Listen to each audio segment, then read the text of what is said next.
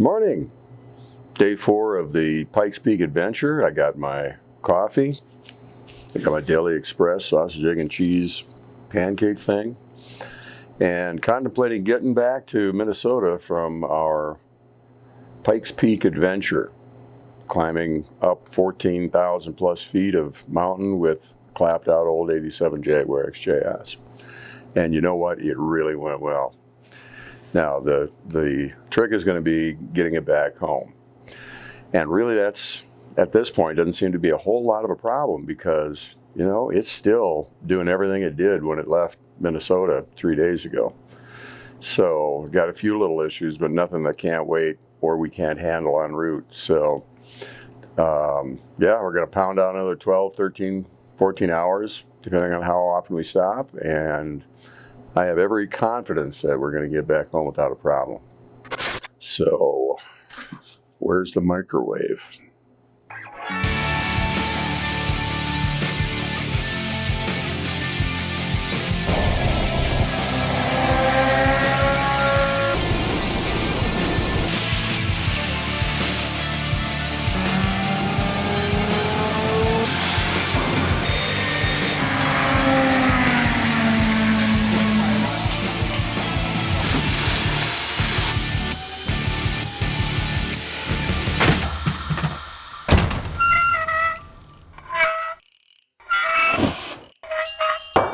Dang it.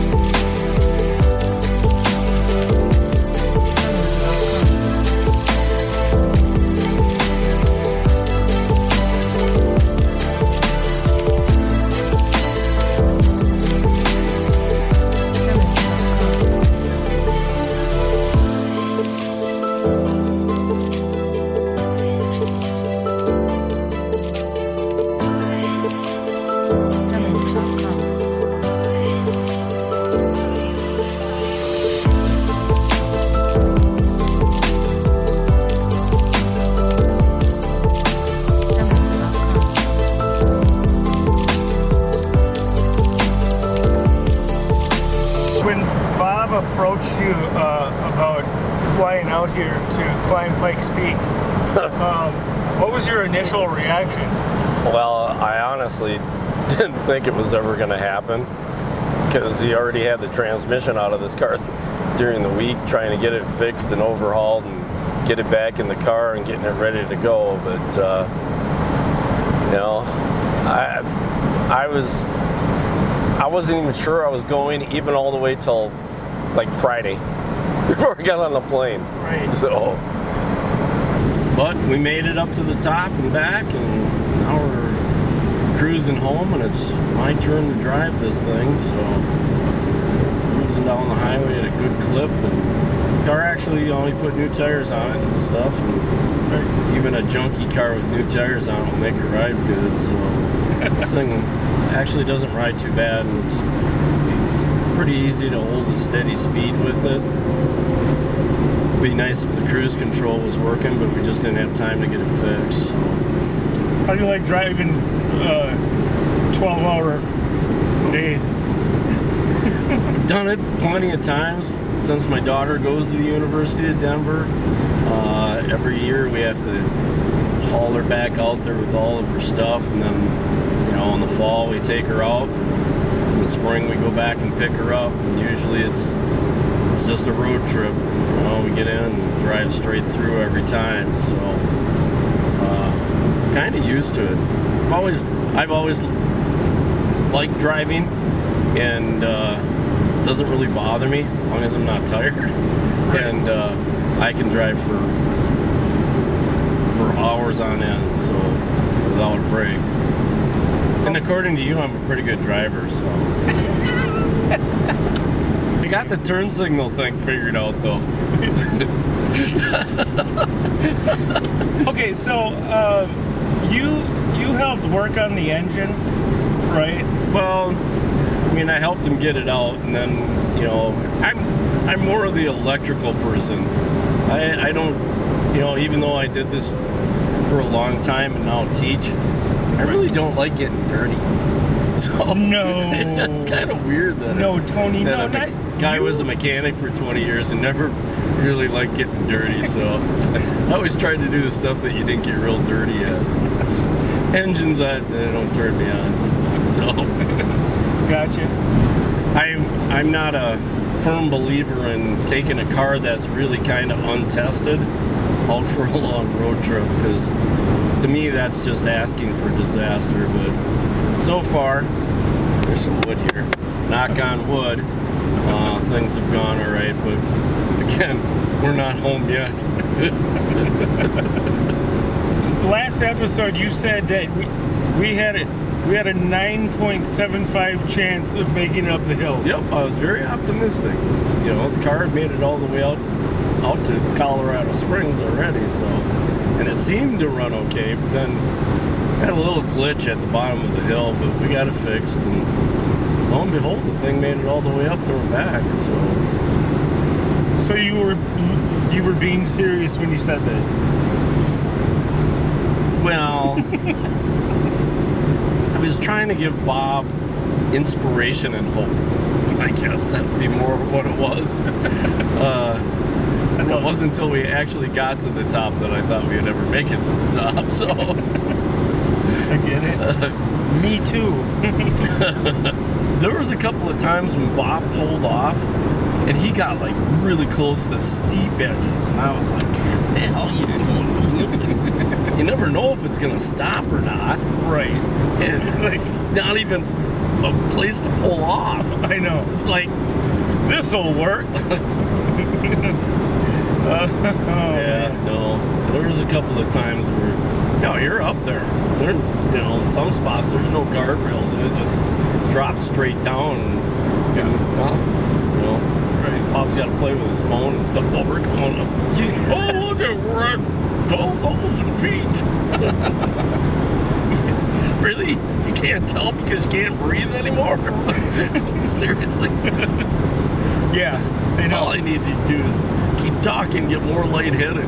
Right. I thought it was scarier coming back down than it was going up. That's the way I always saw it too. Because, But I have a past about that. Again, we, you know, went through all of the brakes on this thing, and, you know, just really hadn't driven it very much to take it and, I mean, actually stretch the car to its limits to go all the way to up and back down Pikes Peak, is, you know, it's not an easy thing to do with a 33-year-old car. So right. Well, even when you got to that one lodge place, they check your brakes to make sure they're not overheated. Right. So you know, it doesn't take much Yeah. for you to have brake problems or brake fade, and you know, there's always that possibility that you could have brake failure coming down those hills. So I'm not afraid to jump out of a car that's only going 20 miles an hour. So of course I have a hard enough time climbing out of this thing, much getting in and getting out. But I think if I had to, I could dive out of it pretty quick. If you weren't trying to give Bob hope and encouragement, what score would you have really given it? I'd at least gone the 50-50, you know. Gave him a 5 out of 10 that we had a chance of getting up there, so. That's still pretty optimistic. It is pretty optimistic. I don't know, watching... I think with Bob, if the car wouldn't have made it up the hill on its own power, we would have all been pushing it all the way up to the top. So I'm glad it made it up on its own power. It's a very good point. Yeah. Didn't think about that one. We would have been 2 miles from the top. We would have been hurfing that thing. Or, I don't know, getting a tow truck and then towing it all the way to the top before we came back down or something. Yeah. I can see that happening, actually. I can see that happening. Gosh. I don't know if we would have made it. No, we would have been able to push this thing 10 feet up the hills. Yeah, he would have made it. Because it would have just been the three of us, because Bob would have wanted to sit in it and drive. Yeah. Get that glory. Pretend like he was driving it still. It's dedication right there. It is dedication.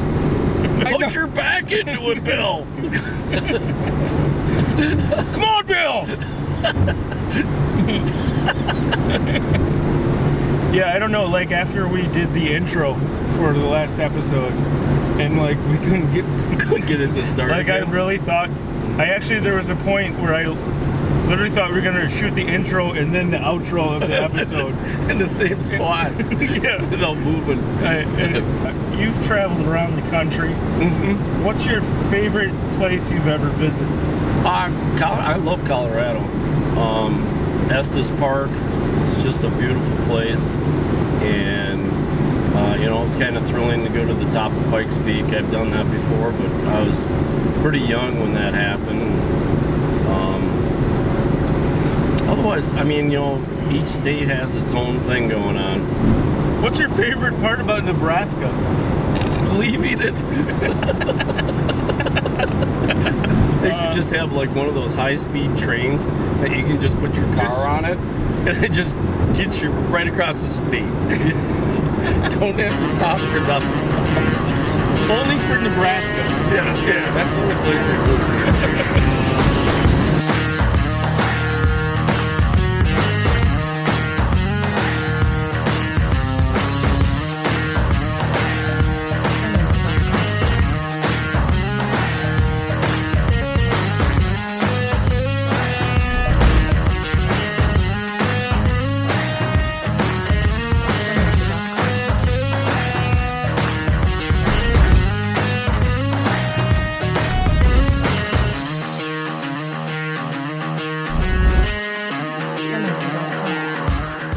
Tell me your side of the story of how you met Bob.